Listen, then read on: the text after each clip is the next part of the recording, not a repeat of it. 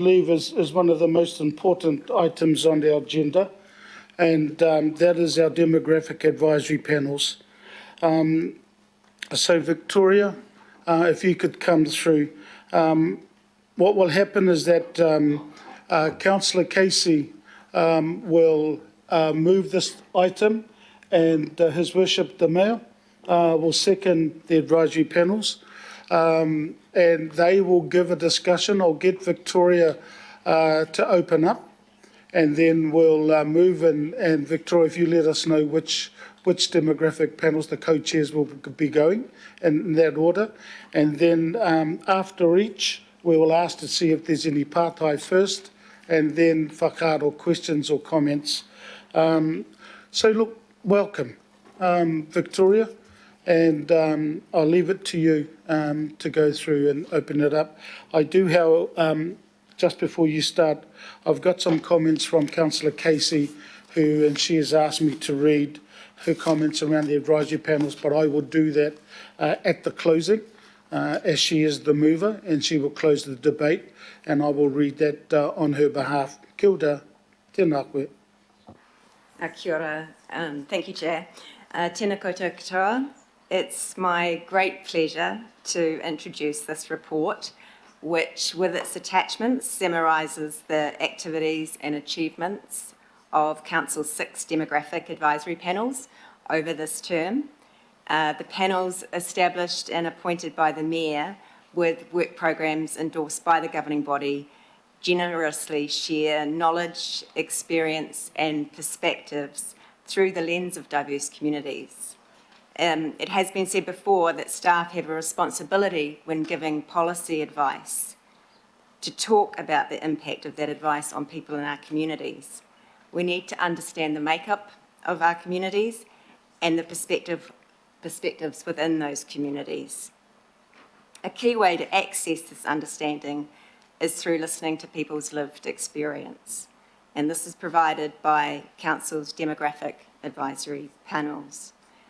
The report and attachments before the committee note the huge body of work undertaken by the panels in the last 2 years. They also speak to highlights of community engagement and increasingly integrated collaboration across the panels on issues that impact all diverse communities. I thank the panel members for their collaborative and constructive approach as we continue to pursue meaningful engagement. I'd like to thank and acknowledge the Mayor for his establishment of the panels and support, and the liaison councillors who, through their work, often very late at night, provide a link between the panels and the governing body. Thanks also to all members of this committee and the executive leadership team who readily answer any call to be involved with integrated panel sessions, open meetings and panels co-chairs forums. I acknowledge and thank the leads and deputy lead officers who guide and support the work of the panels in their own time and on top of their day jobs. I thank the governance advisors for keeping the whole show on the road. And lastly, I'd like to thank and acknowledge panel's Chief Liaison Counselor and Overlord, Councillor Casey, whose tireless advocacy and support for the work of the panels is richly appreciated and felt by everyone. Ngā mihi nui. I'd now like to invite Jason Boberg, co-chair of the Disability Advisory Panel, who I believe is online there, to present on the panel's term. The Disability Advisory Panel's Liaison Counsellor is Councillor Bartley, and we also have our lead officer, Jonathan Benj, who's the head of REMU, and Elise Copeland, Principal Specialist Urban Design, and this panel's GA Governance Advisor is Sonia Tomovska. Thank you.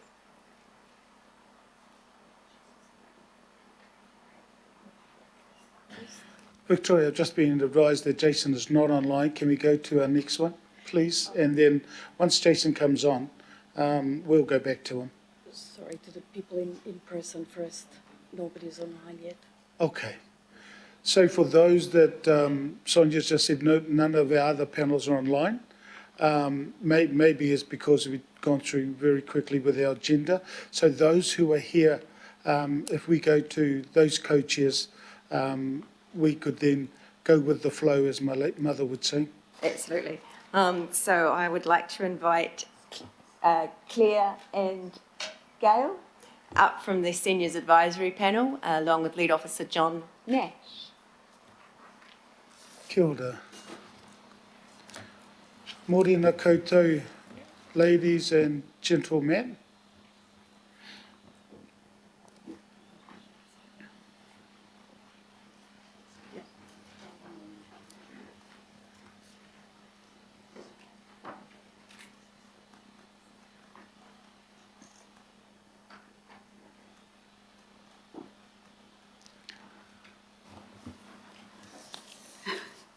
Kia ora, Al. Kia ora. Tēnā koutou katoa. It's really nice to be here today. When I look at all the work that we have done, I don't remember doing all that work, so I must have enjoyed it. Anyway, gone back. I'd just like to introduce to you the whole team of the seniors panel, and also our leading officers and staff along the bottom. We're quite an interesting looking lot, and I'm sure that will change next time. Auckland now being an age-friendly city and member of the WHO, the Seniors Advisory Panel had 6 priorities to action: participation, accessibility, heritage, transport, housing, valuing and including seniors, to which climate change has also been added. The 2 guiding documents being the 2050-year plan and the age-friendly plan. It is with a focus on seniors that on the rising numbers of over 65s, plans, policies and strategies will need to reflect the outcomes for seniors and communities that are already challenged. Climate change and COVID alone have already impacted communities. Seniors can play a role in the development of a city that is safe and inclusive, and the Seniors Panel is vital for the advice and working with Council.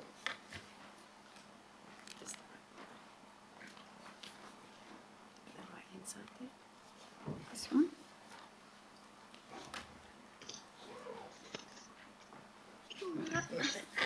Kia ora. After meeting and greeting our co-panellists, after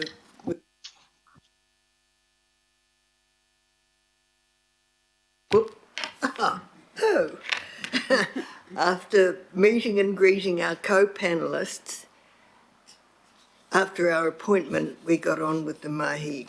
Our first priority was breathing new life into the age-friendly Auckland plan, Tamaki Makaurau Tauiwi Kaumatua. The Auckland Council team and wider organisations all joined in shared ownership of the project and development of the action plan. And what a wonderful and achievable plan it is. The work of everybody involved is hugely appreciated, and it was accepted by the World Health Organization in March of this year. This is just a pie chart showing the challenges we had when COVID was well alive and kicking, as to the meetings we had hybrid, in person and online. And we did get over that challenge quite well, I thought.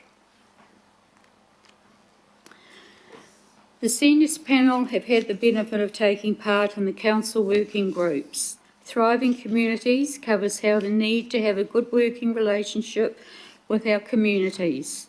Objectives such as financial live well, health outcomes, participation, local leadership, increased resilience, sustainability, to name a few, and working on reducing emissions. These workshops are relevant as to what advice the Seniors Panel can offer.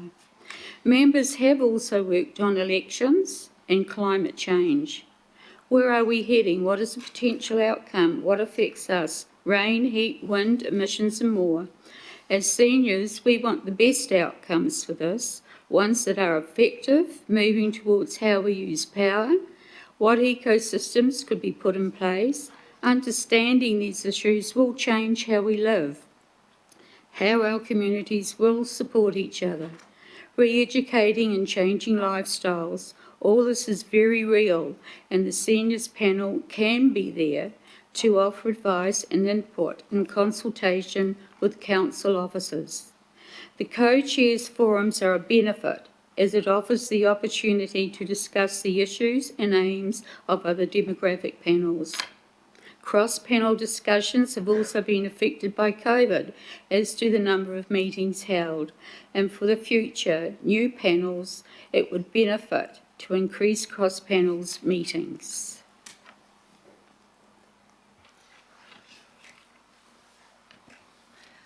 Our role as a panel is primarily to provide feedback on council's plans and projects.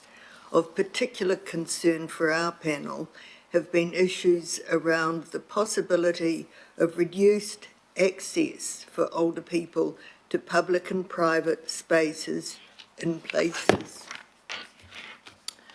Over time, as panel members, we gained a deeper understanding of the range, complexity and huge impact of council's policies, projects and plans. We took our role as advisors very seriously. Next one. On and on. There you go. Okay, thank you. As an academic researcher, I was privileged as a member of this panel to be engaged and informed as critical policies, projects and plans were being formed. I'm grateful to my co-panellists and to Auckland Council for providing this opportunity for engagement.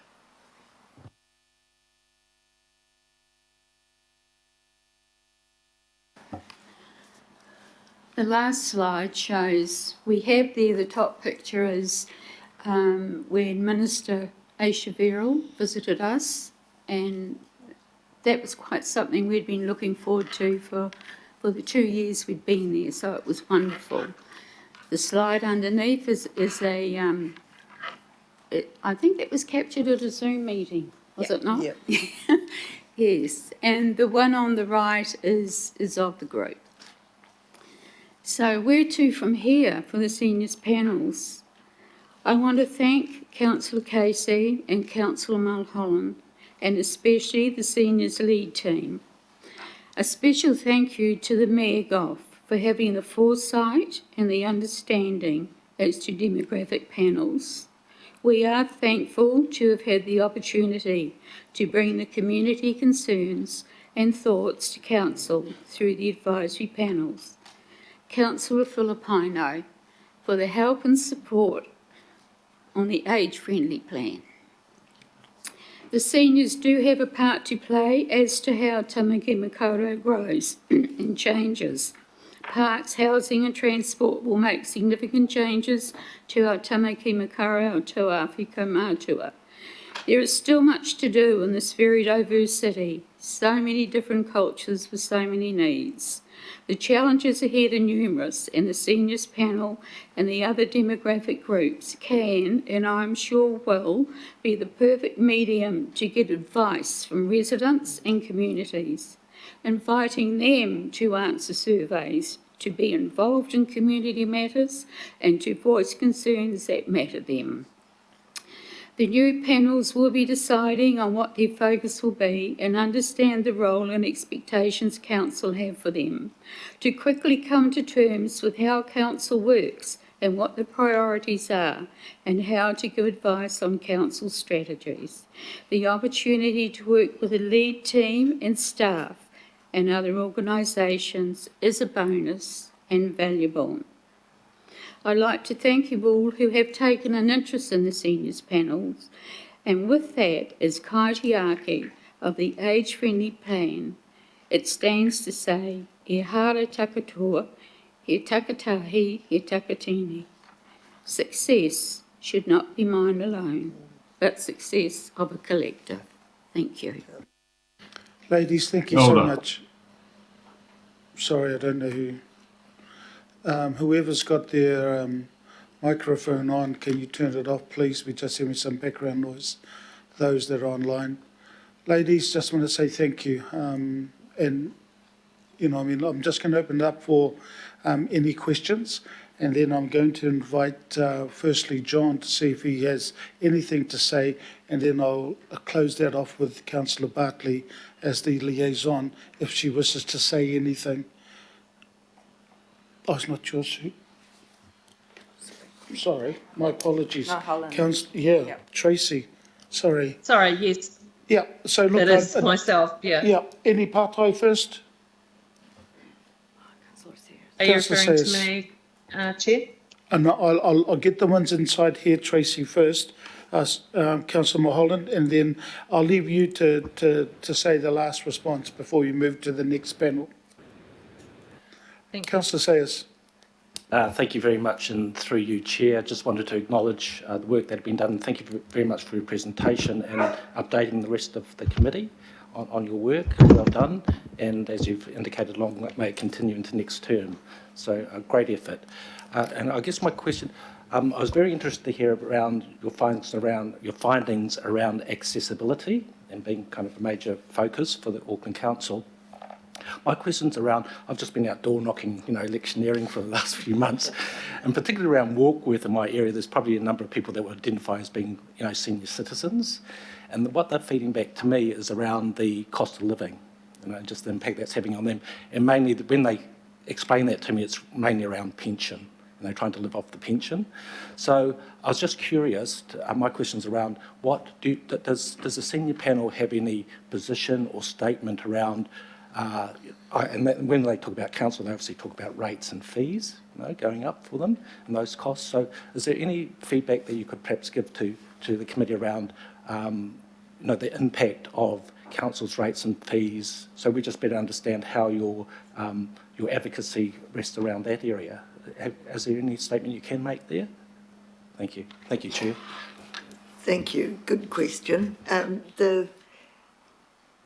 A major concern is any reduction or threat of reduction in pensioner housing, because of course that makes living affordable, or helps to make living affordable, and definitely concern around increased rates, because they come along with increased power costs, increased food costs. A lot of people, and not just seniors, are really struggling at the moment. Let's just hope that rates don't continue to rise as we move forward. I don't think you can speak to any pensioner without a bad comment about rates and housing. And it's very sad, but like Claire said, it is very, very noticeable for pensioners. Pensioners, not forced, but having to go into a pensioner village, etc. And I see that's why it's so important with what's happening in the future with pensioner housing, that there's good support and community groups around that to support them, because they will need it. Yeah. Thank you, ladies. There's none online and there's none around here. So, John, I'm just going to invite you to say a few words, and then I'll go to Councillor Mulholland to close this particular update, and then we'll move to the next. Kilda. Yeah. Thanks, Chair. Kia ora, committee members. I really just wanted to point to the resilience of the seniors panel, and it's not exclusive to them, but one thing I certainly have understood and learned and appreciated during the term is, it's been one of the most difficult terms anybody's had to experience, and I think it's been a revelation to me to some extent, increasingly as I get older myself, the benefit of age, the experience that brings, and like I said, the resilience of the panel in getting right through a term, doing the extent of mahi which you've seen represented today has been no easy task. And I guess message for next term from myself as an officer is being really clear on what the role of the panel is, because of course panel members come in and they have aspirations and there's all sorts of things they'd like to lead on and do, and so clarity at the beginning would be the one message from me. So kia ora, Chair. Kia ora. Thank you. Councillor Holland, to close this part, and then we'll move to the next. Kia ora.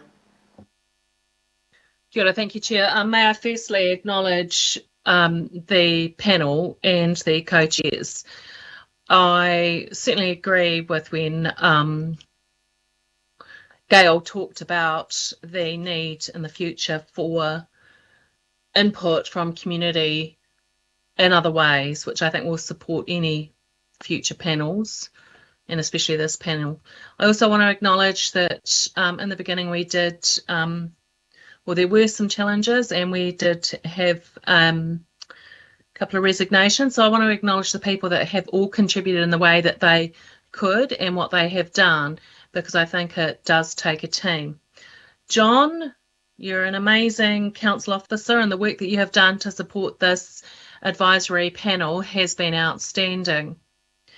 You talked about resilience, John, and I would like to acknowledge all of the just super fabulous panel members, for their resilience, their kindness, and the conversations I've actually had with some panel members about, their understanding of how the panel works and working through this process. And it has been especially difficult for everyone, Chair. So what it says to me is the team collectively, as stated by John, have been resilient, but they are also a skilled and positive group.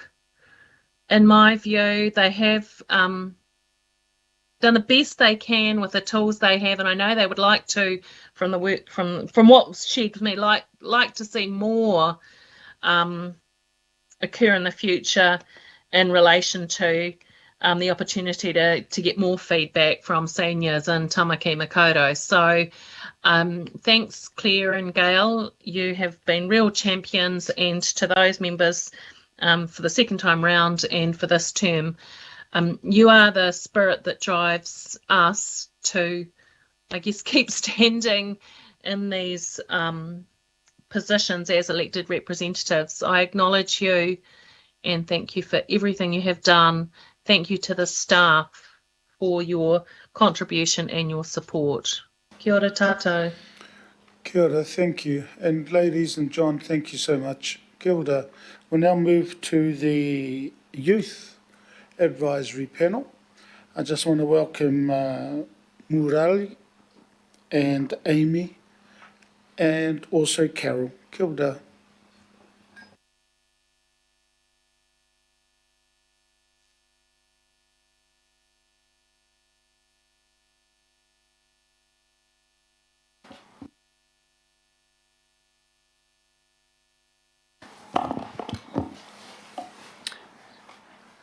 E ngā mana, e ngā reo, tēnā koutou katoa, Chair, Councillors, and Mayor.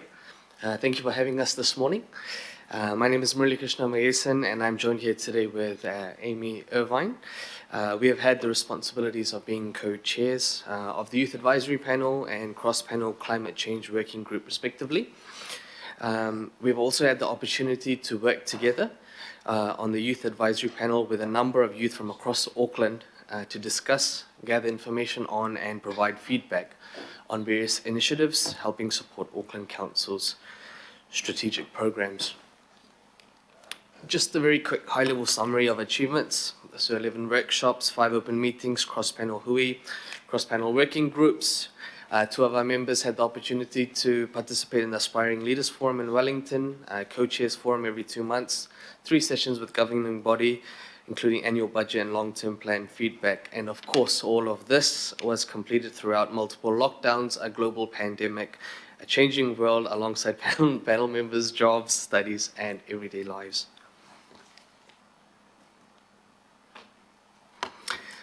So the Youth Advisory Panel held open meetings on annual budget, youth mental health, employability, and climate justice. In addition to this, members attended other engagement activities. on cross-panel hui, focusing on homelessness and housing, 3 waters, engagement guidelines, thriving communities, and the regional land transport plan. The youth panel was also on a number of cross-panel working groups that we've highlighted there. But I just want to emphasise the importance of these shared spaces because they were a real highlight for a number of the youth panel members. There was a lot of commonalities shared in these spaces, and it's really vital to keep these forums open for this sort of engagement.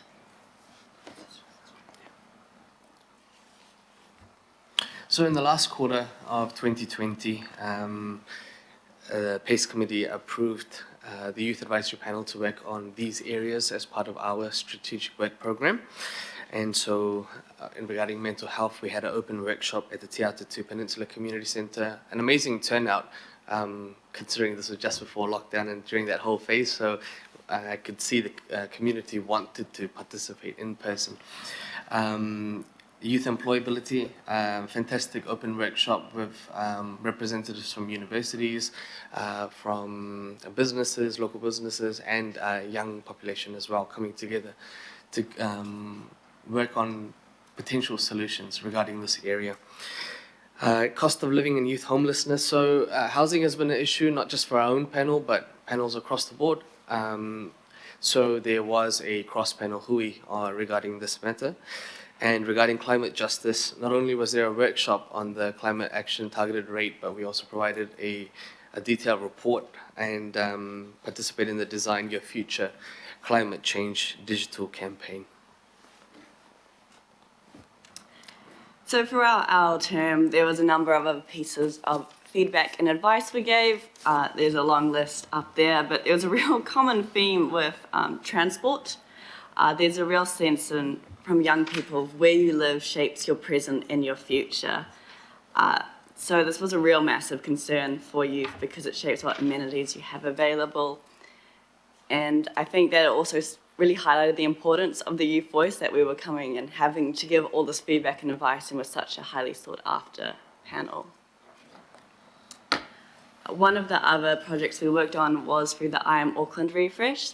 So there's a series of workshops where we were partnering to ensure that the Am Auckland plan is still reflective of young people today.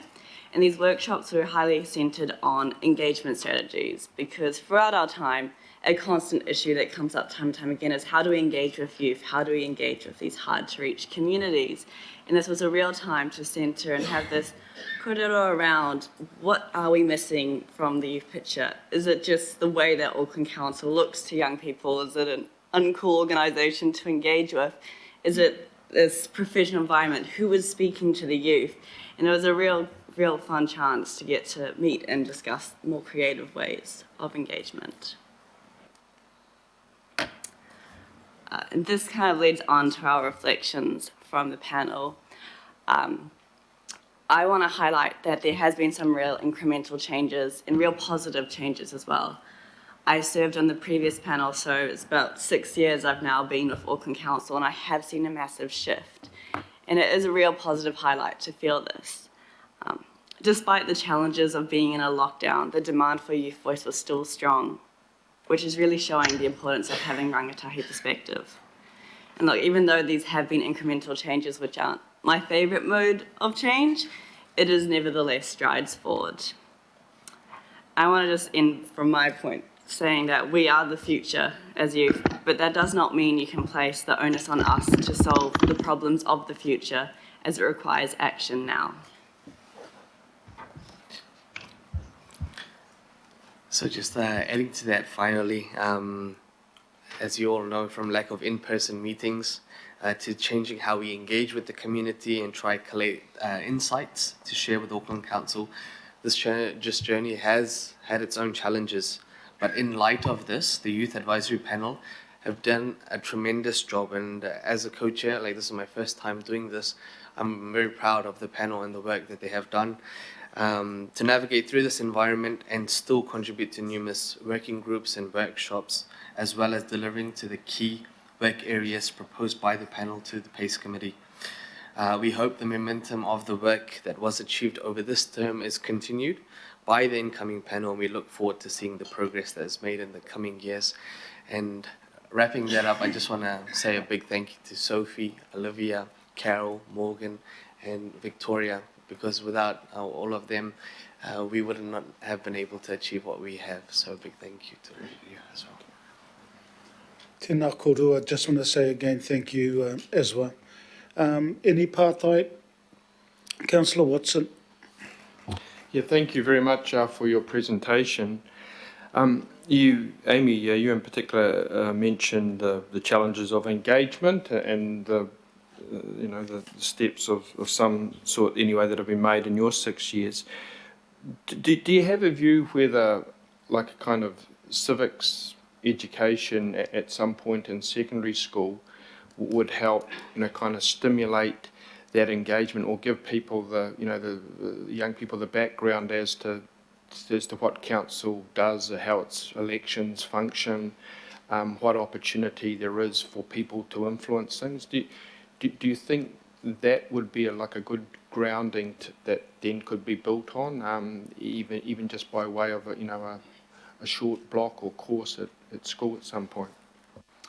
Yeah, it was actually through council. I think this was a couple of years ago now. I attended an event with some council staff where it was looking at, is there a missing gap in civics education? And that's definitely one route to do it. I think that some schools currently have programs where they're looking more at national elections and education there, but there is a real gap of knowledge.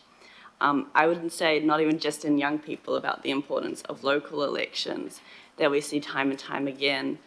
The one thing I do think about constantly though with civics education is making sure it is inclusive, because a lot of it is in the most privileged schools where they have these spaces, so making sure it is representative of Tamaki Makoto's youth across the board and how that education might look like. Is it more discussion based? Is it having some kai and having counsellors come in and talking through how that looks is also really important, not just the content.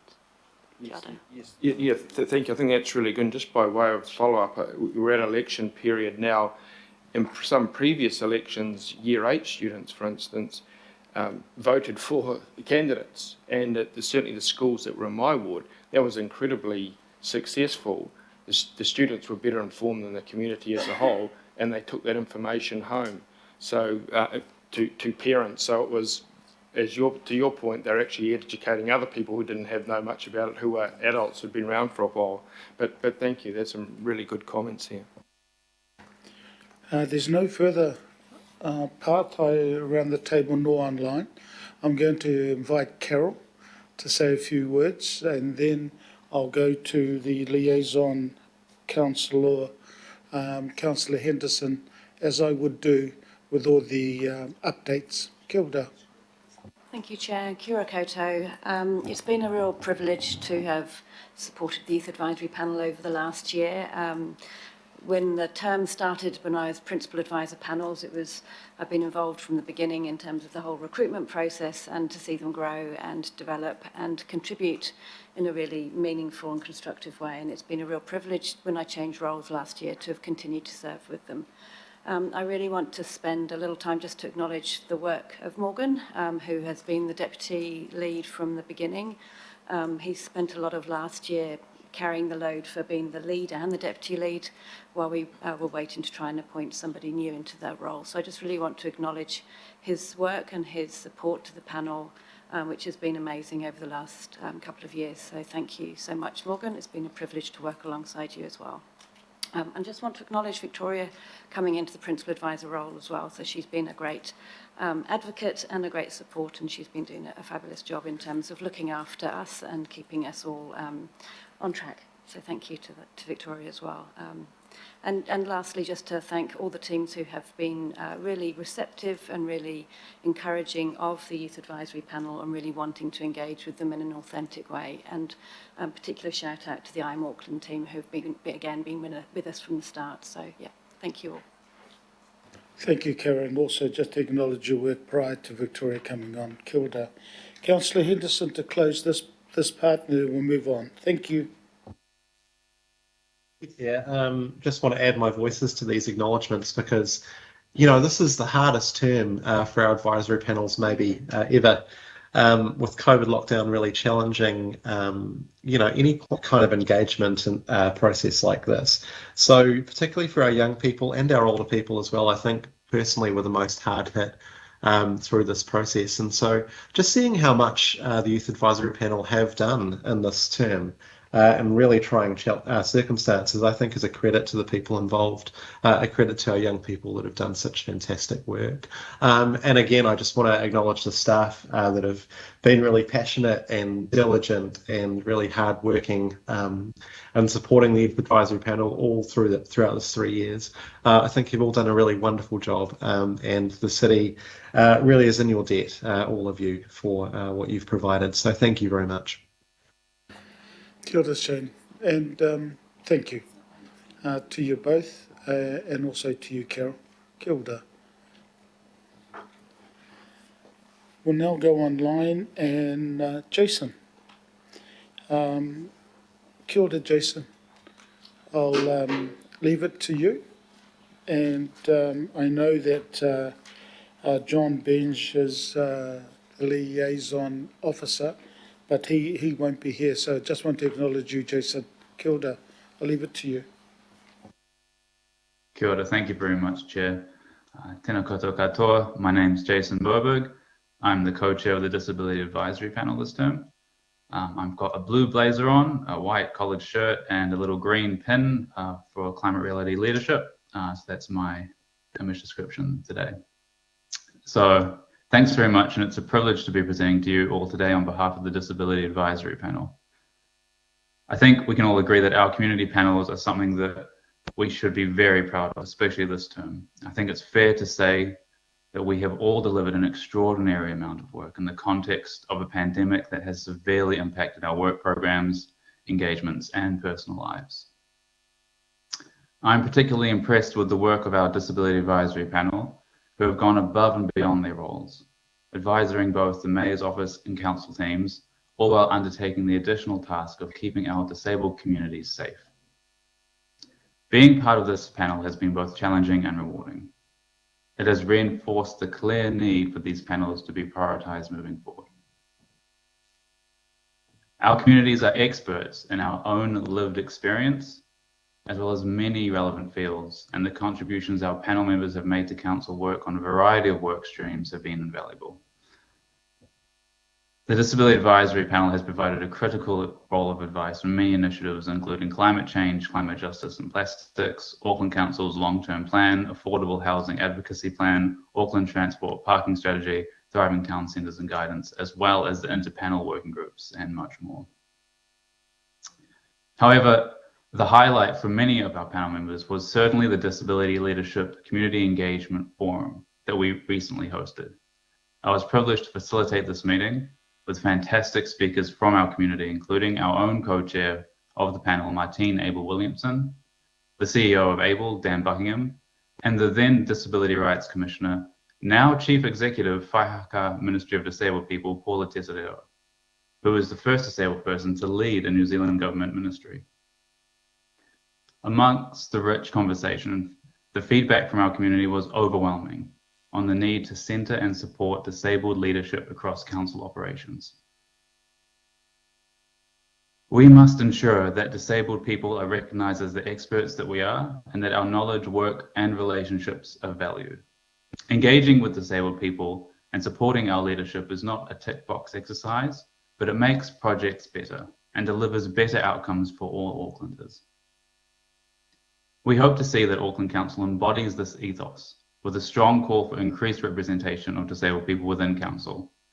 Auckland Council's policy for our community must be led and be written by disabled people. Engagement with our community must be disabled-led, accessible, supported, and resourced for success. It must also recognise that the disabled community is not a monolith. Within our community, there is rich diversity and culture, and engagement must be inclusive for Whaihaka Māori and disabled people who are also members of other communities. Nothing about us without us is not merely a catchy slogan, but it must be an embodied practice. And this is something that is a space for Auckland Council to continue to grow in a leadership of. I would stress that what makes our disability advisory panel successful and what has been enabled us to do our best work and provide inputs on such initiatives has been the strong relationships we have forged within Council. Engagements work best when Council teams and COOs recognise the importance of designing and ensuring disabled inclusion in their work streams. When our panel's terms of reference were well understood, and when our input was sought significantly early on in the process to meaningfully influence project design and approaches. As co-chair and on behalf of my fellow panel members, I would like to express our deep thanks to the Auckland Council panel support staff who have supported our participation and helped us do justice to our communities, including Victoria Ricks-Brown, Elise Copeland, Jonathan, Sonia, and Greg, along with the support of our Liaison Counselor, Josephine Bartley, and of course, Councillor Kathy Casey. This term, our panel members were our co-chair, Martine Abel-Williamson, Chantal Griffiths, Gerard Martin, Bonnie Robinson, Rachel Pedersen, Ursula Thine, Kramer Hothelt, Ronald Baker, and Renata Kotoa, who was there for us for the first part of our term. I think it's important to recognise that the work of the panel is upheld by its members, and this term we had fantastic panel members. So thank you, everybody. I would also like to acknowledge the hard work and collaborations of the other advisory panels and hope this continues in the future. And I'd like to leave this council with one last thought, as well as for the incoming council, that our city is at a crossroads. We are facing rapid urban development, the dual crises of climate change and the ongoing COVID-19 pandemic, the challenge of how to create equitable transportation and housing. All of these adversely affects disabled people. To reach the inclusive city that works for everybody, Council must increase its disability leadership, create jobs that are designed from the ground up for disabled people, and set a gold standard in appropriate engagement with our communities and organisations. And I know that with trusted relationships and disability leadership within Auckland Council, this can be achieved. And I think we can all agree the time to act is now. Thank you very much for your support, Chair, throughout the journey, and I return to you.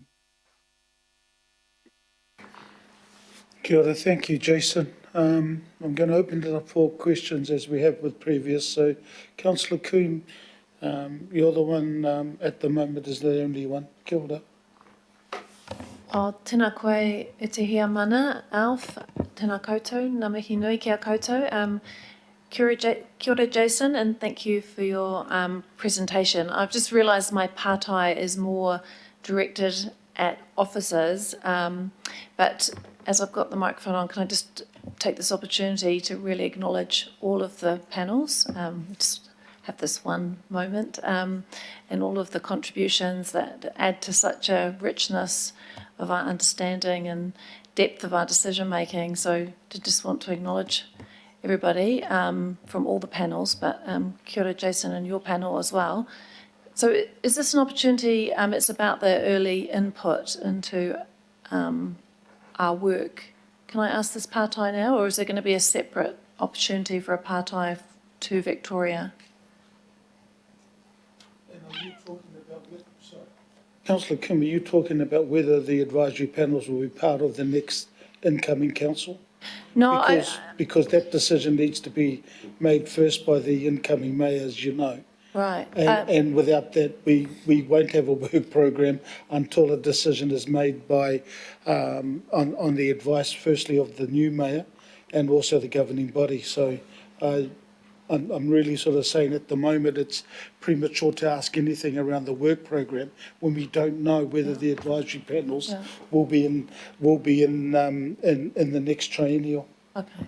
Well, maybe I could just make a comment to Jason in the context of the disability panel and all the panels around the value of that early input into our plans and policies for us to have a really valuable understanding. And I think that's in all areas of our work. And I do hope going forward that we will actually, rather than sort of ask for consultation once we've already developed, say, plans quite are quite developed, we actually have that early input of understanding, and I think that's what's a theme that's coming through with all of the presentations. And the other one I just wanted to mention too was around the climate action, climate justice, which is another common theme. And I guess my query there is around, in the covering report, it says there's no climate impact, whereas actually all of the panels are having this incredible input into our work around climate action and climate justice, and our understanding that, climate justice is what we should be aiming for, and that's come through very strongly too from the work from the disability panel. So I would have had a really big rethink about that statement and under the climate impact statement, because all of the advisory panels are having a massive impact. So kia ora, thank you, Chair. I know that I won't need to make any other comments on all of the other the whole package of presentations. So thank you for the opportunity. Kia ora. Kapai, I was going to get comments after the partai, but it is what it is, and I allowed you to make your whakaaro. So, Councillor Bartley, to close, there's no further indication of questions. Hold on. Happy to take questions. Jason, there's no other questions that I've got. Councillor Coombe had a statement which he's made, and there's nobody online, Jason, so I think it was just thorough, your report, and there's no partai. Yep, there's none. So look, I just get Councillor Bartley to close this part. Kia ora, Jason. Kia ora. Thank you, Chair, for the opportunity. I want to acknowledge Jason and Martine for their leadership with the panel and also with the disability sector. He's right when he says they're all experts in their field and also the lived experience. And I remember Jason presenting to the governing body very early on that, he didn't see anyone sitting around this table that represented, his lived experience, his background in terms of disability. And I think that's a really important factor because, we look at Auckland and we look at our Auckland plan and our outcomes of belonging and participation. And where we have a gap like that, then that means that the organisation needs to be stronger in that regard and do more. And one small part of that would be the disability advisor roles that we used to have at council, which are no longer there. That would help champion some of the operational work that needs to happen to make our organisation more accountable in terms of the disability goals, especially amongst our CCOs. So I credit the Disability Advisory Panel for all their advocacy. I believe that that people should speak, for their own lived experience. No one else can speak to that except someone that is living that. So I really want to see more of their voice come through. I do acknowledge Elise and the council officers, Victoria John, and their work, but especially Elise. She is 24/7 about, our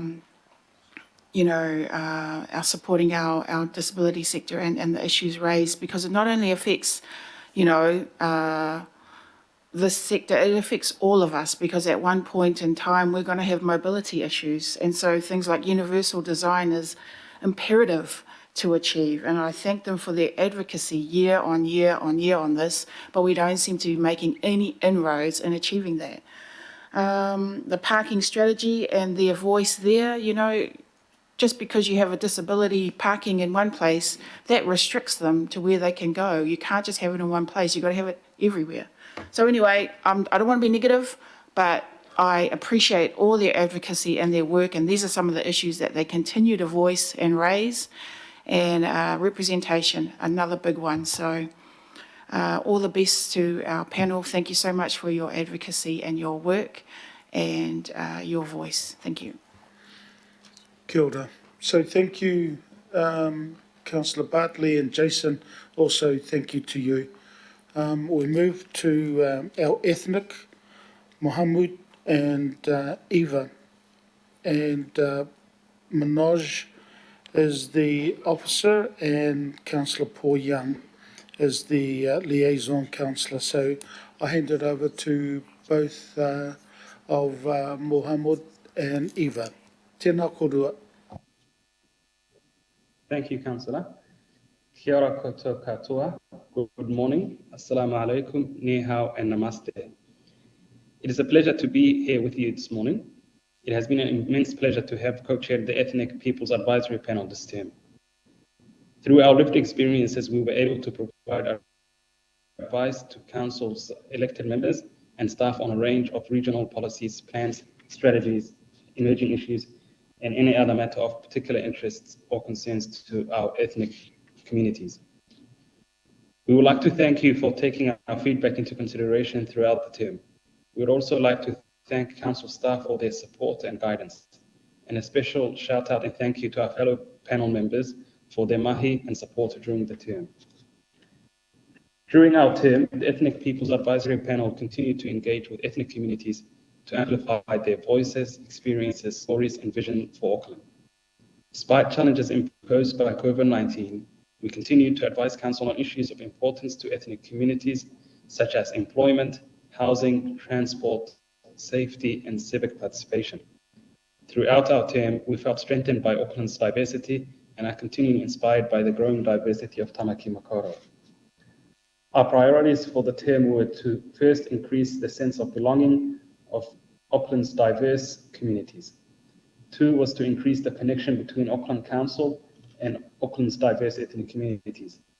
And our third priority was to increase the representation of ethnic communities in Auckland Council's workforce. I'll hand over to my co-chair, Eva, to continue the rest of the presentation. Kia ora. Oi, Thank you, Eva. Mohammed. Thank you. We're proud that Auckland Council agreed to adapt a lot of the recommending we made in our discussions document, providing feedbacks on increasing diversity at Auckland Council. In summary, the panel believes that the organization should focus on 4 key areas to attract, retain, and improve the staff experience and journey at Auckland Council. First, an inclusive corporate culture that celebrates and prioritizes cultural diversity. Second, a recruitment process that focuses on the needs of our diverse communities and upskill recruiting managers on inclusiveness and bias. Third, an employee experience that addresses barriers to well-being and advancements aimed at retaining its diverse workforce. Last, training, mentorship, and secondment opportunities for underrepresented groups within the workforce to be represented at senior levels so council staff can better reflect the city they serve. We were also honored and privileged to invite Ming Foon, the Race Relations Commissioner, to join us for a discussion. Ming Foon is New Zealand Race Relations Commissioner and formerly Mayor of Gisborne for 24 years. Ming Foon attended one of our open meetings on 5th of July 2021. In the meeting, Ming Foon shared about his insights on local government, his experience of working with diverse communities, and his advice to all of us in the meeting was to be courageous and take the challenges. The biggest challenge we faced was the impact of COVID-19, which impact on our abilities to engage with communities. However, we continue our work to serve our community. Overall, we enjoy our time working with a governing body and the opportunity to advise Auckland leaders on how to make our city better and brighter. Thank you very much. That's all. That's us.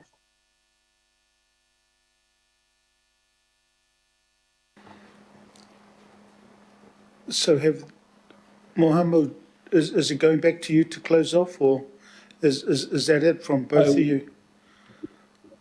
We've concluded, that's it. Oh, that was good. I'm not saying the others weren't, but thank you so We much. try to keep very short. So look, I'm just going to have open it up for Pātai for any questions. I've got Councillor Cooper first, and then I'll see if there's any online. Thank you to you both. Councillor Cooper. Thank you, and thank you very much for the work that you've done and all the input that you help us with. It's just what I've noticed recently, being an election, and we know that it's really important that people from our ethnic communities get a chance to be sitting around this table and local board tables. Have you had much feedback about ethnic candidates having their faces cut out of their billboards and defaced from your community? Because that's very alarming. Thank you. Mahama, would you like to start? I haven't. I've seen candidates being defaced, but I haven't had personal contact with candidates about that. It's disappointing that in a diverse city like ours that this is happening.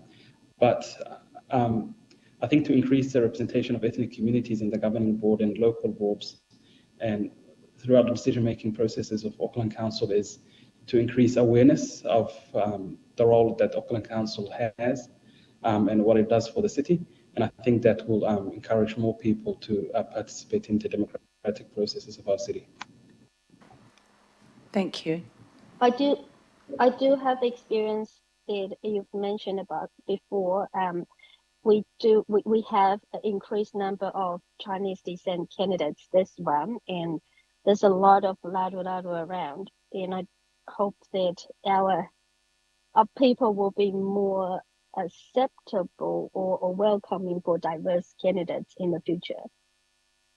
Thank you very much for your feedback. Councillor Stewart. Oh, yes, thank you for that. Just on the cutting out of the faces, were you aware that it's not only the Asian community and the ethnic community having them cut out, that I know Morris Williamson's probably had more cut out than anybody in my particular ward. Now I'm getting them cut out. So I don't think it's actually a racist thing. I think it's just a thing that people just do. That's my opinion anyway, and I think that's shared by a lot of the community. I've had a lot of Chinese people come up to me and say, "Oh, this is terrible." When they see. Is this a question? Or, so, are you aware that it's all people that are having their heads? And I've just noticed that Councillor Sayers next to me, he's had a different head put on his face. So we don't even know who it is. So it's happening to everybody. So I don't really believe that it is a racist thing. I think it's just something that there's people in the community that do this all the time, and it's not to any particular race. It's just people being silly. Thank you. Yeah. So, just to close off, there was no intention at all in regards to it being racist. The question that was asked was whether they had any feedback from the community, the ethnic community. So there was no indication at all. I, in particular, look better with a moustache on my one. So, Mohammed and Eva, if you wish to respond, there was a question. If you wish to respond, if not, I'll go through to Manoj. Thank you both. No, I don't have anything further to add, but I see that a lot of candidates from diverse sectors of society have faced challenges during this election, and I just think it's one of those strange political seasons. So, that's all. Eva? I would like to add that maybe it's not an ethnic or racism thing, but for people who try to make Auckland home or New Zealand home, it is a very discouraging thing because we've always been trying to fit in and taking this step forward to become the candidates to become part of the election. and experience this is quite a big shock in our community. So it probably is not a racism thing, it's people's behavior, but it does hit our community hard. Thank you. Thank you, Eva. I'm going to go to Manoj if he has any comments, and then to close this particular part will be Councillor Young. And so all the liaison councillors know that they will close the debate. Thank you. Manoj. Kia ora, Chair and committee members. I hope you can hear me. Chair, just want to say my thanks and acknowledgement of our co-chairs Mohammed and Eva and the panel members this term. I've had the privilege of supporting the Ethnic Peoples Advisory Panel from about halfway through this term, and it's been quite an eye-opening experience working with the panel, during quite challenging times and during quite a heavy workload as well. The panel lost a couple of members this term as well, but they've continued to stay focused on their work program and deliver some really good piece of work and feedback on behalf of the panel to council staff as well. Chair, there are a couple of recurring themes here, and the issues that the panel have raised with staff really is around, one is about influence and working with more senior staff and elected members, and I just want to acknowledge you, Chair, for engaging with the panel on numerous occasions, Councillor Casey and Liaison Counselor Paul Young as well, who've really been generous with your time and wisdom this term. And also our senior staff, especially Patricia Reid and Phil Wilson, who've engaged with panels on that issue. The panel raised around the staff cohort, and the staff cohort reflecting the community of Auckland. And so I just want to, and so that's the influence thing, and the other issue really is about at what stage of a project staff engage with the panel, and that's something to think about, I guess, next term. In terms of the terms of reference, because the panel have had staff engage either at the beginning, in the middle, or at the end of initiatives. So that has been a recurring theme as well. But I do want to conclude just by speaking on behalf of my colleagues Suad, Olivia, Tao, and of course Victoria and Carol as well, just to say it's been a privilege and an honour supporting the panel this term, and I just want to wish them all my best and all the best for their continued mahi in the community. Thank you, Chair. Kia ora, Manoj.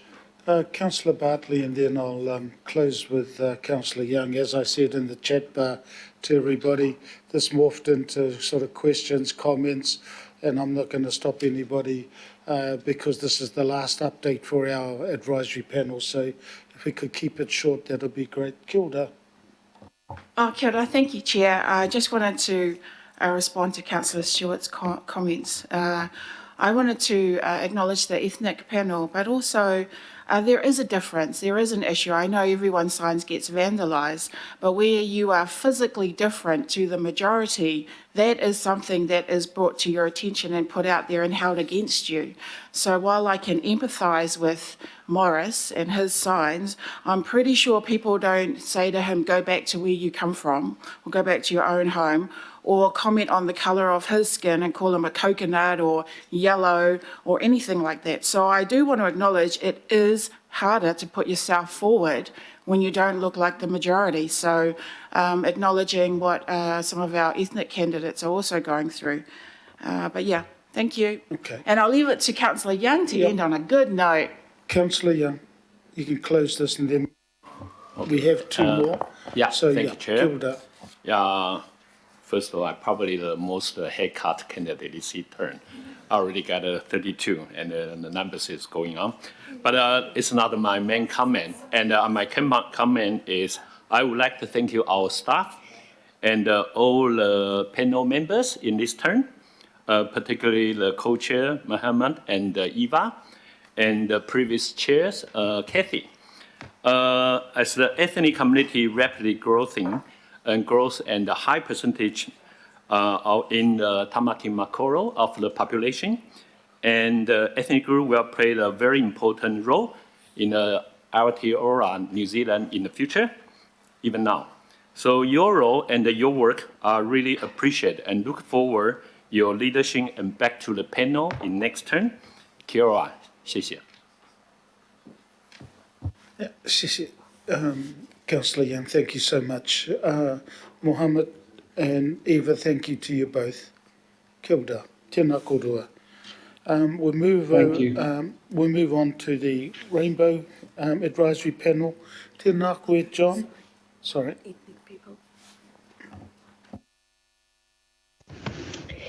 Kia ora, esteemed guests, it's H here. I just wanted to check for the run order. I think we were going to try go at the very end, but I realise our run sheet might have had to change just while I await the arrival of John Kingi here.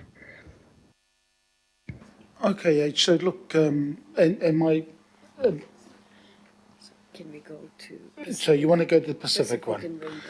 Okay, things are changing very, very quickly here, H and John. So look, I will move to the Pacific one. And John, Manu, unsure if you're by. I know there's the other boss. Tēnā korua, Tālofa and Maloe Lelei, hai noame. So I'll go to you both. Kia ora. Malo. Yes, whawhetai aloha lofa moe mātou, ala mātou, whonu i le manui a whawhetai I le atua. Kia ora koutou katoa, ka nui te mihi ki a koutou I ngā poare o Kuniira o Tāmaki Makaurau. Tēnei te mihi ki a koutou I te tautoko te kaupapa. Tēnei te mihi ki a koutou I te Independent Māori Statutory Board. Tēnei te mihi ki a koutou katoa I ngā mahi, tō mahi I tēnei wā. Tēnei te mihi. Kia ora everybody, my name is Manu Sione, alongside Hainoami Fuliwai, co-chairs of the Pacific People's Advisory Panel. Great to be here today. I first of all wanted to give light to the great team that we had in the Pacific Panel. Hainoami and myself are honoured to be in front of the PACE Committee, in front of the Finance Committee, in front of a number of different committees, but our really hard workers behind the scenes are not in that light. And I just wanted to highlight Patrick Lino, Samoan and Niuean, Dr. Edmund Fihoki Tongan, Dr. Analosa Veokiso Ulungia, Samoan, Litiana Wilson, Fijian, and Mary Brown, who is from Fiji as well. We also lost two members during the term. Damien Lua actually went to go and work for Auckland Council, so that was a good thing for him. But we lost him from our committee, and Caroline Lingy Harris, who stepped down during the term as well. So congratulations to all of them, and I know Hainoami and myself would not have been able to do this mahi without the support of our panel members. If I think about what makes up the Pacific Panel, we are lucky to have had the Auckland Council Pacific Strategy, the Ara Moana strategy. And when we developed our Pacific People's Advisory Panel work plan for 2020-2022, we wanted to make sure that the principles that were in Pacific Strategy, Ara Moana, were front and centre in the mahi, in the plan that we were developing. So the sorts of things like empowerment, equity, respecting cultural appropriateness, reciprocity and partnership, teamwork and collaboration were front and centre when we were thinking about our Pacific People's Advisory Panel. And the contents of the Ara Moana strategy was also going to be great in developing our work plan for this last term, 2020 to 2022. So there were a number of interdependencies that were included in our work plan that made sure that we also shone a light on Ara Moana, on the Pacific strategy for Auckland Council, and making sure that actually the work that we were doing was aligned with those dependencies. So on page 4 and page 5 of the report that we've written for PACE, it'll give you those diagrams and understanding of the importance of the work that has been created and developed using Aramoana and using the Pacific strategic goals. So our strategic goals were around economic development, engagement and civic participation, recovery, resilience, climate change and sustainability, which all fed into the Auckland Council Pacific Strategy, Aramoana. So it was really linked throughout that term, and working with the council staff around Aramoana was also a huge pleasure and credit to the work that had been done already. So I'll pass you over to Hainoami, who will talk about some of those successes. Malo taulawa e pompongini, go councillors, Peheka ki Motore Kautaki. Thank you so much, Manu, for introducing our wonderful Pacific Peoples panel. And ofalahi atu malo au pito to any of our members who might be joining us online, as well as to all of our other fellow demographic panels as well. My job is to cover off our successes.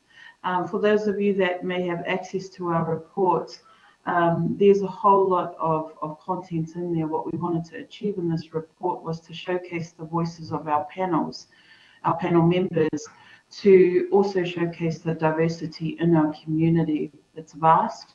It's there are so many layers to it, and we hope and we know that we've been able to achieve a lot of our successes and wins alongside the Aramoana strategy.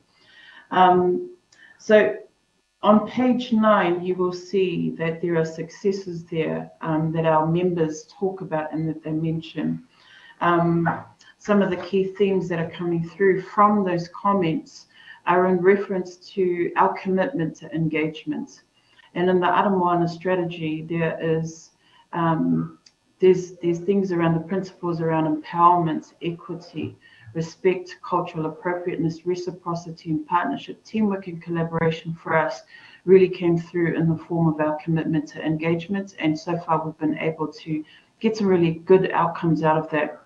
Our members were able to contribute to Council's policies and practice. In particular, Letiana talks about the Kakala Pacific Engagement and Practice Guideline that her and Dr. Fehoko were a part of, developing learning modules and building the cultural intelligence of Council through the training that's been delivered through that work. Some of our wins as well, we can't go far from the recovery budget that was supported by the Finance Committee. And that's all aligned to Aramoana, the work programs, and understanding the challenges that are within our communities. And there was a particular focus on 3 particular local boards, of which we saw would really benefit from some of the recovery budget and also across the board. We also thought that raising the profile and emphasis of Aramoana was important for us, and so actually we've included a one-pager of the Aramoana strategy in our report. We acknowledge the work that Council has done to endorse this strategy, and so we see it as an important document that our communities can also understand, and that will, in our work, bring across accountability and commitment to change.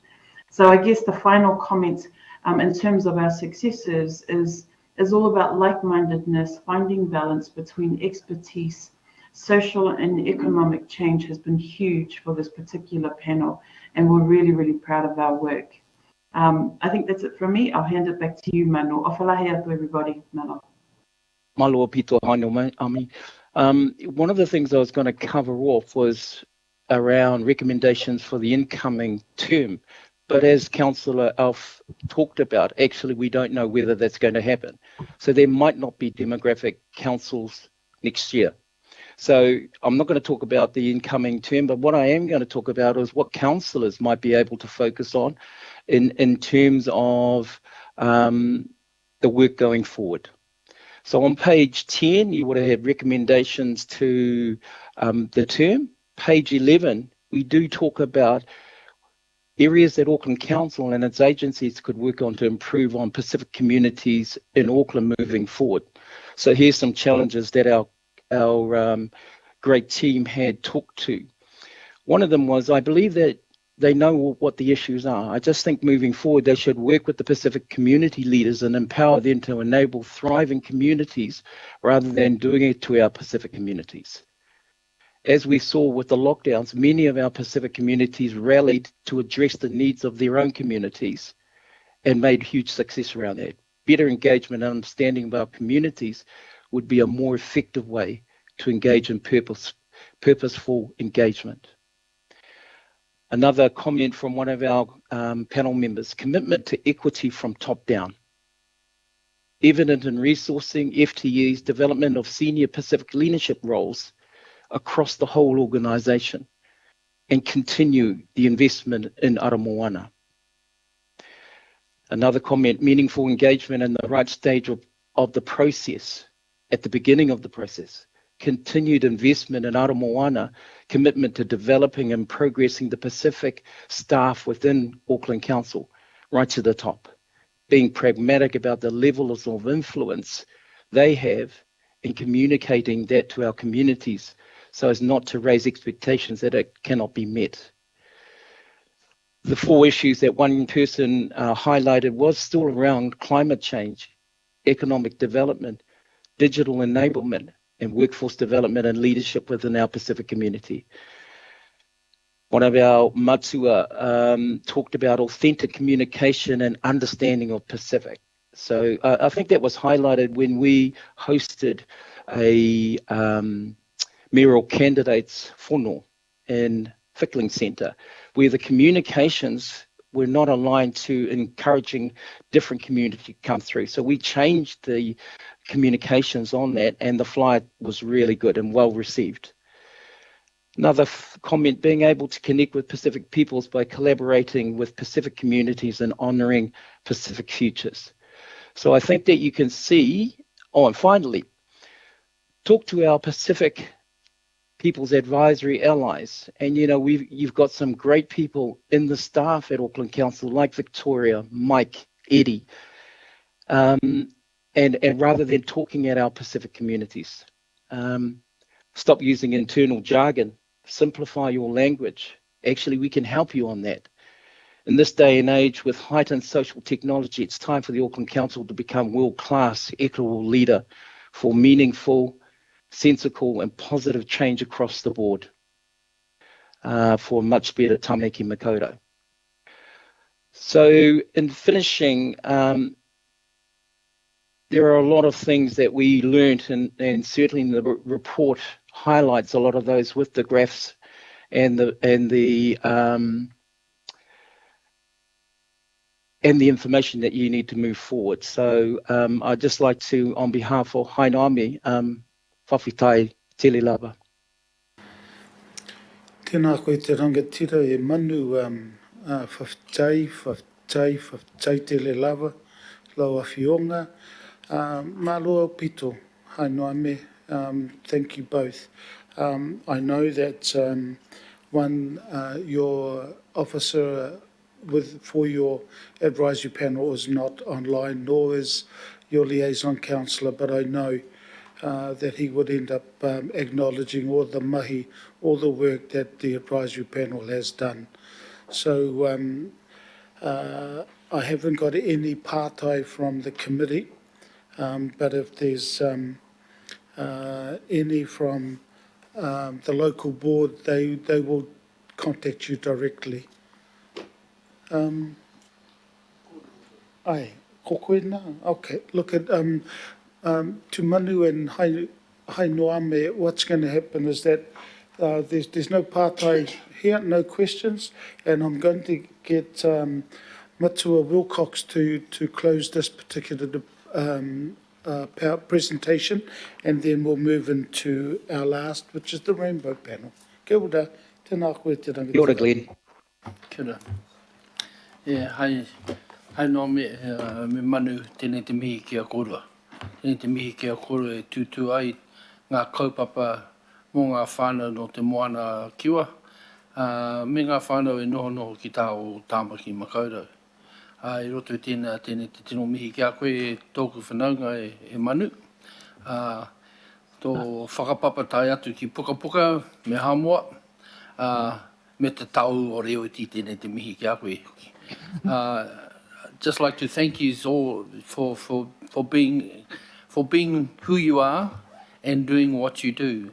A lot of the aspirations that I hear from your kōrero actually is reflected in the kōrero of Te Tiriti o Waitangi. Participation, reciprocation, all of those things that belong not only to Māori but to all New Zealanders.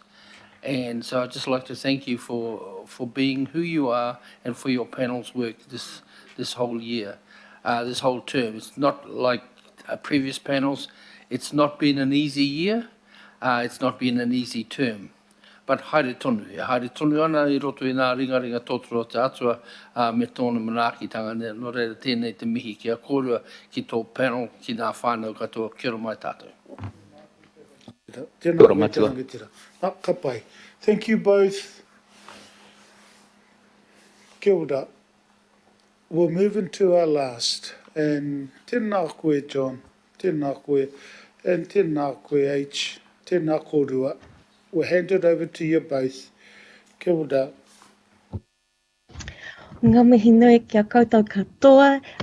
Kia ora to you, Chair, to the Mayor and to esteemed councillors and other awesome council staff.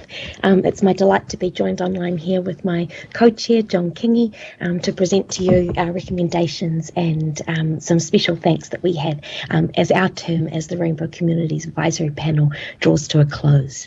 To start, I'd like to give a special shout out to my co-chair, John Kingi, who has been, it must be said, served in this role with council for over 6 years. So as he departs this waka and on to the next adventures, would like to take just a moment to thank his service to our communities, but also to help guide myself and the rest of our panel members as we navigate our way through the waters of council. I'd like to take a moment to shout out to the rest of our panel, which includes Julie Watson, Jack Byrne, Max Tweedy, Whale Lisa, Taxika, Teresa Platt and Cam Clarkson, and also acknowledging 2 members who resigned during our term, Lee and Tara. Also like to give a special shout out to all of our supporting councillors and staff. Thank you to Councillor Richard Hills as our Liaison Counsellor, Councillor Kathy Casey as our Lead Liaison Counsellor, our Principal Advisors, Carol Hayward and Victoria Wicks-Brown, and Duncan Glasgow as our Governance Advisor, David Gurney as our Lead Officer, and Rian Munro as our Deputy Lead Officer.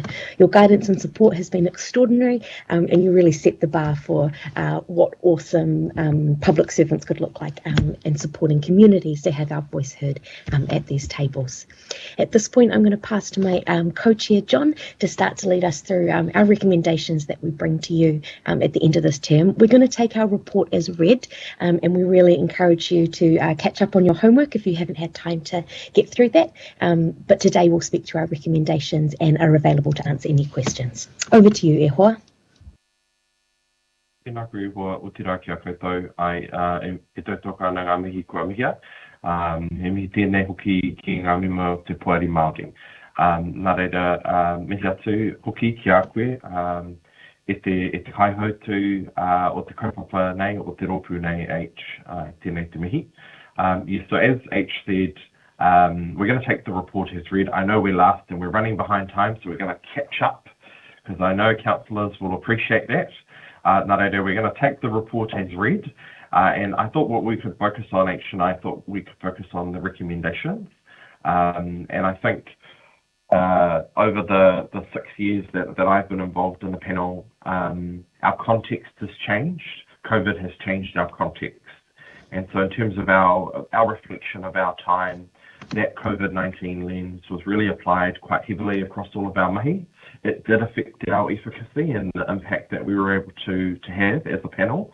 And it also limited the community's capacity to engage. Mm-hmm. So that lens really has impacted us, and we tried to really highlight that. In terms of our recommendations, I think for us, what we see is that the issues that impact across our panels, all of the demographic advisory panels, there's a lot of intersections. So when you think about rainbow communities, you think about disability communities, you think about Pacific communities, ethnic communities, we have people who sit across all of these demographics. And so in terms of an approach moving forward, our first recommendation was really to focus on the relationships and the intersections that exist between panels, and trying to create, we'll move away from a sort of siloed panel approach, and the co-chairs forum and some of the cross-panel kaupapa have really contributed quite well to that approach, and we'd really recommend that those forums continue.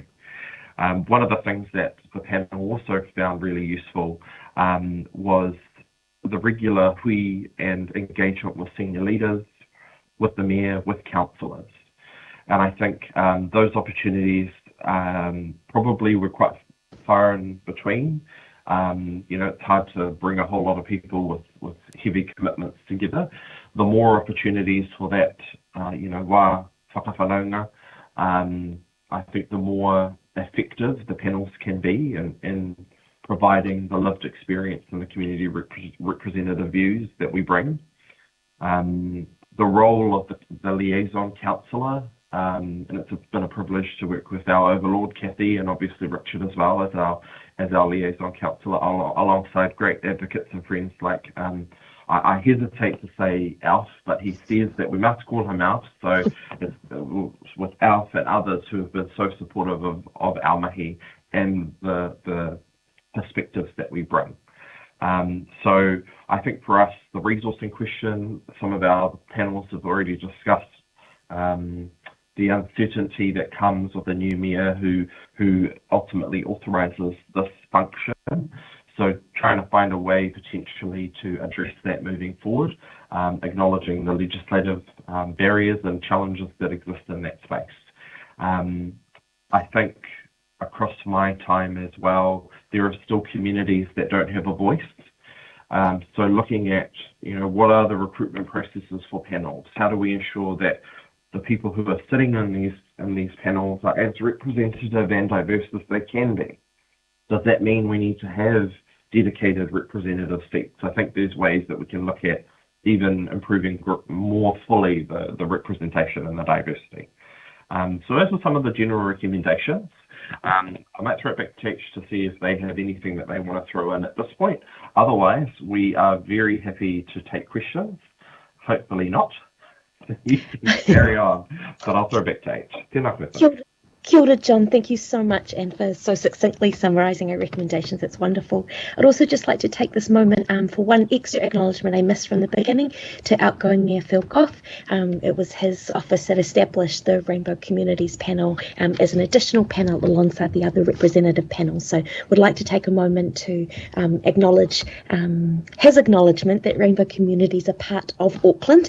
They're an important part of Auckland, but we're also an important part of every other community in Tāmaki Makaurau. So kia ora and a huge thank you to you, Mayor Goff, and all the best for your next life adventures. So as John said, we're happy to open up for questions. Anything on our report or shared today? Tēnā kōrua. And to you, John, all the best. All the best to you. Ngā mihi ki a koe. So we'll go to any pātai questions. There's none online. There's none here, and as everybody knows, we've morphed from questions into comments as well. But I'm going to invite, because there's none, I'm going to invite David Gurney. David, I know you're online, so look, if there's anything you wish to kōrero about, I'll leave that to you, and then I will invite Councillor Hills to close this part, and then we'll ask Victoria to go at the back, so then we can get into our recommendations, but also comments from the seconder and the overlord. Kia ora. David. Kia ora koutou, councillors.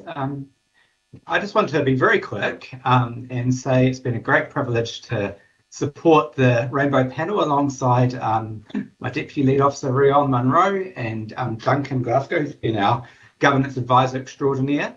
I just wanted to note that, we've grappled with some pretty hard issues over the term, and I wanted to acknowledge John and H's superb chairing during that time, which has navigated us through. But I also wanted to do a special acknowledgement of the panel members themselves, because through those issues, I've been really impressed by the consistency around cooperation and collaboration, and talking about some pretty gnarly issues. I was really impressed how everyone kind of came to it with that really strong spirit of collaboration. So that's pretty much it from me. Thank you, everyone. Kia ora, David. Thank you. Councillor Hills, to close this presentation, and then Victoria, we'll ask you to sort of move back, and then we'll get into the discussion and open it up, but more importantly, get His Worship the Mayor and the Overlord, which I will read out. Kia ora. Councillor Hills. Kia ora, Chair, and kia ora to the co-chairs, H and John. Thank you so much for your work across these 3 years, and it's been a sort of a disaster from beginning till end. I think the interviews, I think, were that first week where we didn't really know if there was going to be a pandemic or it was all just going to be okay the following week, and the following week we're in lockdown. So just want to acknowledge you both and the whole panel and all the staff involved. Victoria coming on board and really smashing her role, supporting you all. I think it has been a very difficult term. It has been hard to be a panel when we couldn't meet together a lot of the time, but the advice, the information, the care for council staff, council, the organisation, but also advocating for the rainbow community and all its different facets, and ensuring the council wasn't seeing the rainbow community as one homogenous state either. I know there was probably a lot of things that you wanted to do, more outreach into the community, but acknowledge that that wasn't as possible. But yeah, thank you for all maintaining positivity despite the frustrations, and yeah, couldn't I really hope that whoever the mayor is and the council continue on the panels and continue your panel, because you do amazing work, and I think help the council staff understand another part of our awesome community, whether that's safety, whether that's public transport, whether that's water, or I think we always laugh about you being requested to the rainbow views into the public nuisance safety bylaw. I think was probably not the funnest subjects, but you're all really engaged on all issues big and small. So thank you, and thanks to the staff.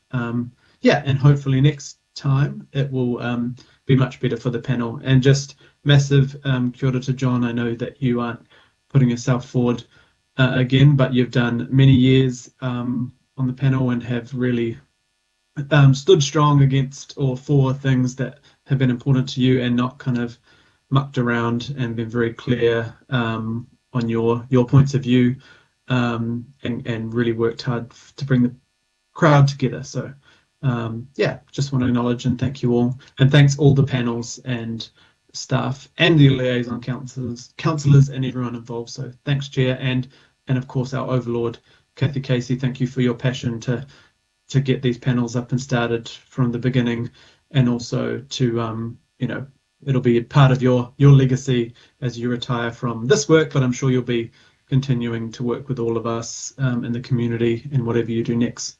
Kia ora. Tēnā koe, Matua Hills. Look, if there's nothing further, I just wanted to say thank you to, again, both you, John and H. And look, that is the end of all the presentations from our advisory panels. As I said, I will close and read what the Overlord has written after I open it up for any whakaaro from the councillors, but we'll invite the second to last speaker would be His Worship the Mayor. So I haven't got any speakers on here before I do that, and I'm just looking around the table getting a sore neck.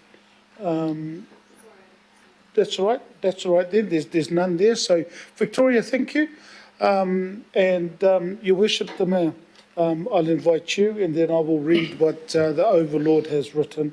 Hilda. Kia ora, Mr. Chair, and my comments will be quite brief. I've already had the opportunity to thank members of the panel at a function we held quite recently for them. But just to remind all of us around this table that the purpose of the panels is to ensure that council, and by that I mean councillors, myself and professional staff, are able to hear the voices of all of our diverse communities across Tamaki Makaurau. And this helps us to fulfil one of the key objectives of council, which is to be inclusive. Not all sectors of our community have equal opportunity to be heard, and the advisory panels are one way in which we can redress that imbalance.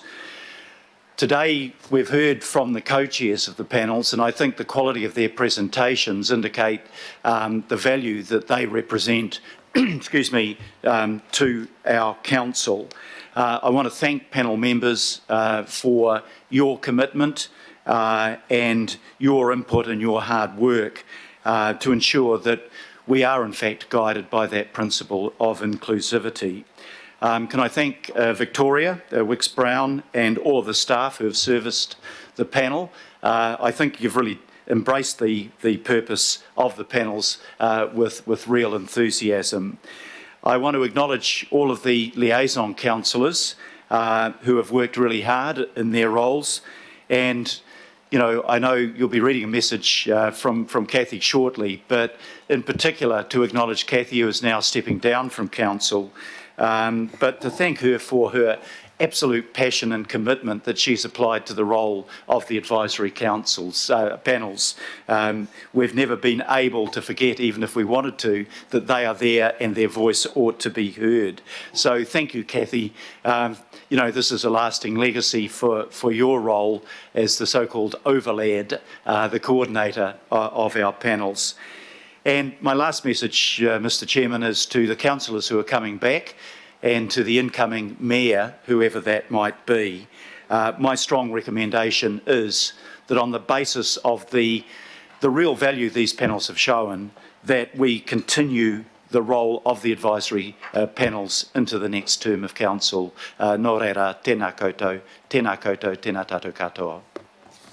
Ngā mihi ki a koe te koro matua. Thank you so much for that. And also, Your Worship, thank you to you and Justin in regards to B.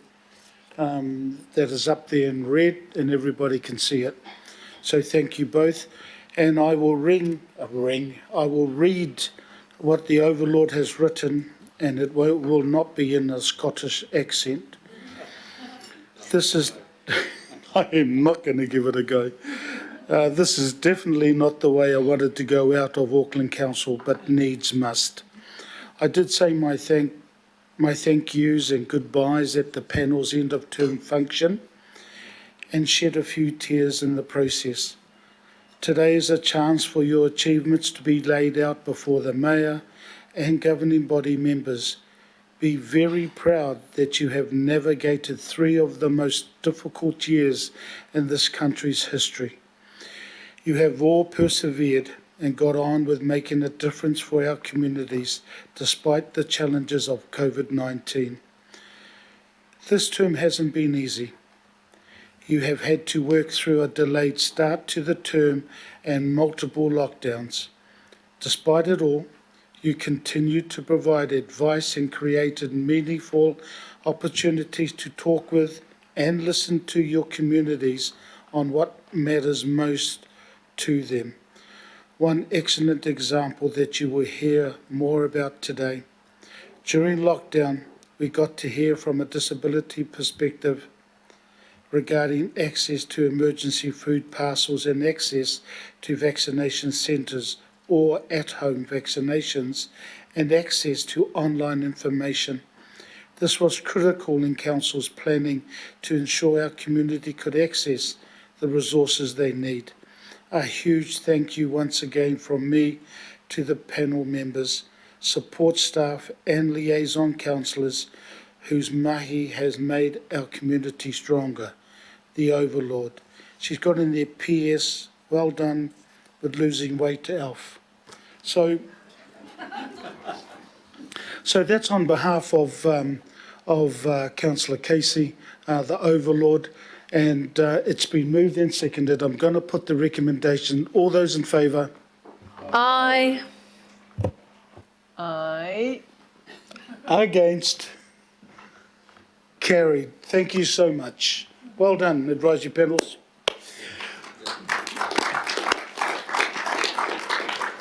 Now, just to let everybody know what's going to happen, because we have got a full agenda, as I said earlier, there will be a 5-minute break, and then we will get into 2 items. The 2 items that we will get into and discuss is the Golf Investment Plan and the regional parks.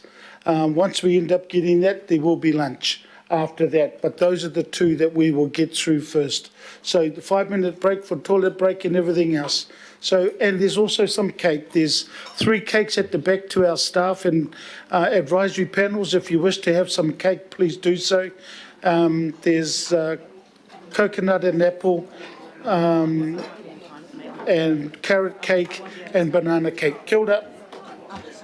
We'll be back in 6 minutes, 7 minutes past 12.